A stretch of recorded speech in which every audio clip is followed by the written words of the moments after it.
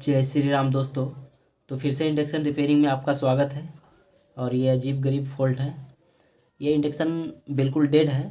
मैं इसमें आपको पावर लगा करके दिखा रहा हूँ। ये इसका डिस्प्ले है।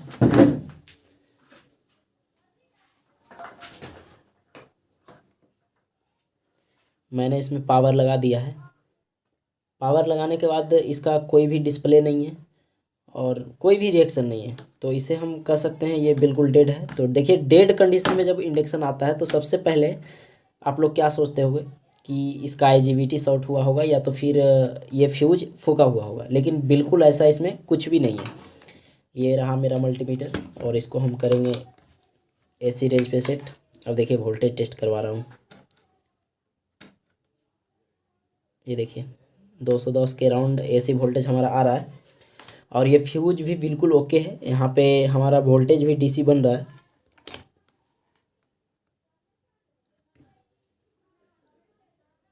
देखिए, तो दोस्त, यदि इस आईजीबीटी में फॉल्ट होता या फिर ये आईजीबीटी शॉर्ट होता तो सबसे पहले वोल्टेज को ड्रॉप कर देता और ये फ्यूज को उड़ा देता, लेकिन ऐसा कुछ भी नहीं हुआ है। तो इसमें जो फॉल्ट है वो एसएमपीएस सेक्शन में फॉल्ट है। तो देखिए, इस कंडीशन में आपके पास इंडक्शन आता है तो आप किस तरीके से चेक कर सकते हैं, स्टेप बाय स्टेप मैं आपको सिखाऊंगा। बस वीडियो में आप लोग बने रहिए। तो ये सेक्शन जो है हमारा वो एसएमपीएस सेक्शन है। इसको मैं डिस्कनेक्ट करके इसको साइड में कर रहा हूँ। तो सबसे पहला जो वोल्टेज बनेगा वो 17 वोल्टेज बनेगा। तो 17 वोल्ट जो बनता है वो इस ट्रांसफार्मर के माध्यम से बनता है और ये ट्रांसफार्मर को स्विचिंग करवाने के लिए ये मॉसफेट आईसी का यूज किया गया है। और ये कैपेसिटर पे जो है 300 या 250 वोल्ट डीसी के लमसम में आएगा। तो ये कैपेसिटर पे ये डायोड के जरिए वोल्टेज आता है डीसी बन करके, ये 3 ठो डायोड के जरिए। और डायोड के जरिए आने के बाद ये 23 ओम या 22 ओम का रेजिस्टेंस लगा करके ये कैपेसिटर पे दिया जाता है ताकि ये फ्यूज की भांति काम करे। यदि इधर कोई शॉर्ट होता है पार्ट्स तो ये फ्यूज फूक जाएगा, लेकिन यहाँ पे भी ये फ्यूज हमें डैमेज नहीं दिख रहा है। तो एक बार मल्टीमीटर से हम इसे चेक कर लेते हैं, क्योंकि एसएमपीएस सेक्शन में शॉर्ट होगा तो फ्यूज हमारा फूक जाएगा। ये 22 ओम का रेजिस्टेंस जो फ्यूज का काम कर रहा है, तो ये देखिए 22 ओम भी दिखा रहा है, तो ये फ्यूज ओके है। तो अब हम इसका step by step voltage check करेंगे एसएमपीएस सेक्शन में।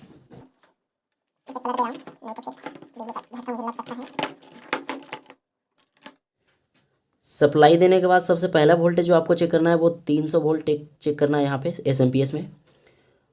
तो ये देखिए,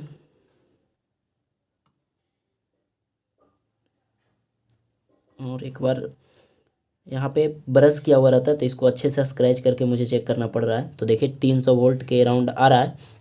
अब ये देखिए 300 वोल्ट कैसे आ रहा है। ये निगेटिव का जो है कैपेसिटर पे पॉइंट, वो निगेटिव ये ब्रिज डायोड के जरिए आ रहा है और यहाँ पे जो प्लस आ रहा है वो फ्यूज के जरिए, यहाँ 3 ठो डायोड लगा हुआ आपको दिखा होगा, उसके जरिए आ रहा है।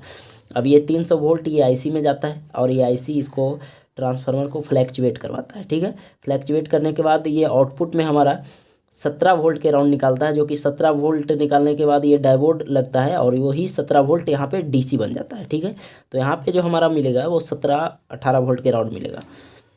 तो ये डायोड है।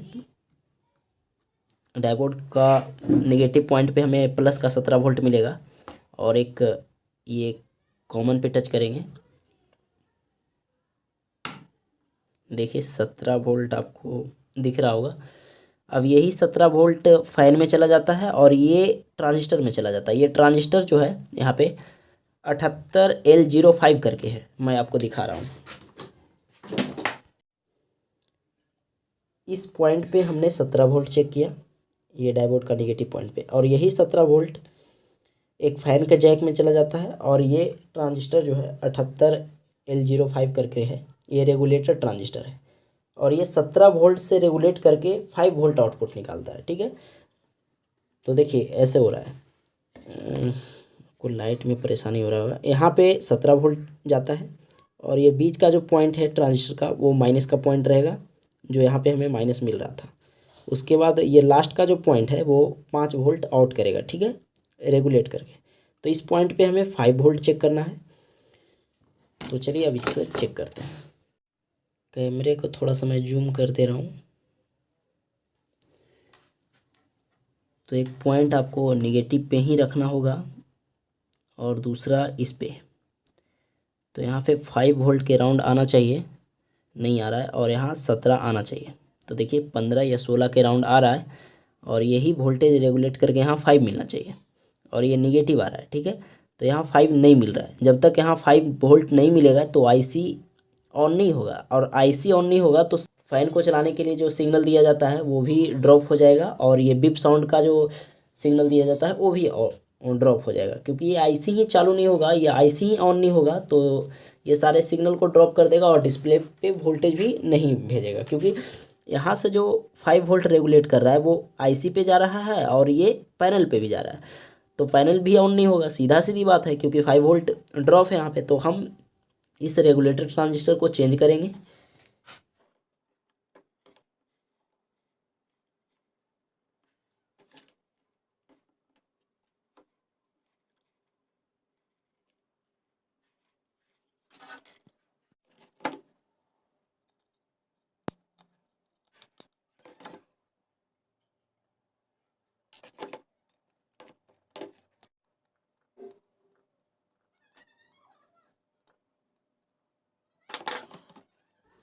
ट्रांजिस्टर निकालने के बाद एक बार प्रिंट पे शॉर्टिंग को ज़रूर चेक कर ले, कहीं हो सकता है आईसी भी शॉर्ट हो सकता है। तो देखिए ये 5 वोल्ट का लाइन है और ये ग्राउंड का लाइन है। यदि बीप साउंड आएगा तो आपको रेगुलेटर नहीं लगाना है। तो ये बीप साउंड नहीं आ रहा है, हालांकि बीच वाले से आएगा क्योंकि बीच वाले ग्राउंड रहता है, और इससे नहीं आएगा क्योंकि ये कैपेसिटर की वजह से हल्का हल्का बीप साउंड आ सकता है। तो इस तरीके से आप शॉर्टिंग को ज़रूर चेक करें, क्योंकि कभी कभी माइक्रो कंट्रोलर आईसी भी शॉर्ट हो जाता है।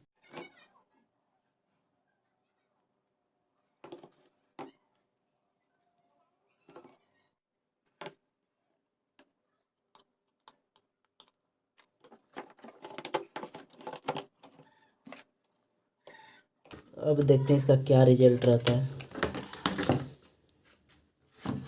पावर में मैं इसे लगा रहा हूँ, तो देखिए रिजल्ट आपके सामने। स्टैंड बाई से रिलीज हो गया है, बट ये फ़ैन नहीं चला है। फ़ैन चलेगा कहाँ से यार। ये फिर ये चल गया, फिर से दे रहा हूँ मैं। ये देखिए मैं आपको 5 वोल्ट भी चेक करके बता दे रहा हूँ। देखिए थोड़ा सा रिस्क ही लेना पड़ेगा मुझे। पावर लगा दिया है, और देखिए कैमरे को थोड़ा सा जूम करना पड़ेगा।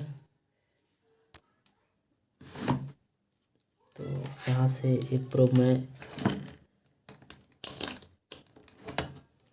निगेटिव पे रख रहा हूँ डायोड के, और दूसरा ये ट्रांजिस्टर के साइड देखिए 5 वोल्ट आ रहा है।